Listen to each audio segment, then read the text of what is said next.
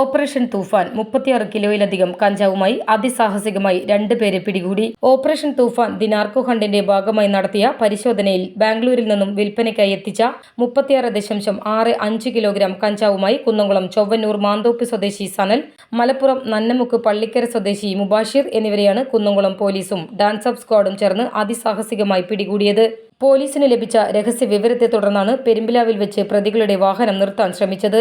എന്നാൽ പോലീസിനെ കണ്ട പ്രതികൾ വാഹനം മേലുദ്യോഗസ്ഥരുടെ ഇടയിലേക്ക് ഓടിച്ചു കയറ്റുകയും ജില്ലാ ലഹരിവിരുദ്ധ സ്ക്വാഡ് സബ് ഇൻസ്പെക്ടർ രാഗേഷിന്റെ വാഹനത്തിൽ ഇടിപ്പിച്ച് രക്ഷപ്പെടാൻ ശ്രമിക്കുകയുമായിരുന്നു. തുടർന്ന് പോലീസ് സാഹസികമായി പ്രതികളെ കീഴ്പ്പെടുത്തുകയായിരുന്നു. തലനാരിഴയ്ക്കാണ് പോലീസ് ഉദ്യോഗസ്ഥർ രക്ഷപ്പെട്ടത്. പ്രതികളുടെ വാഹനത്തെ പിന്തുടർന്ന് തടഞ്ഞ് അതിസാഹസികമായി പ്രതികളെ പിടികൂടുകയായിരുന്നു. പ്രതികളുടെ വാഹനത്തിൽ ചാക്കിൽ കെട്ടിയ നിലയിലാണ് 36 കിലോഗ്രാമിലധികം തൂക്കം വരുന്ന കഞ്ചാവ് കണ്ടെത്തിയത്.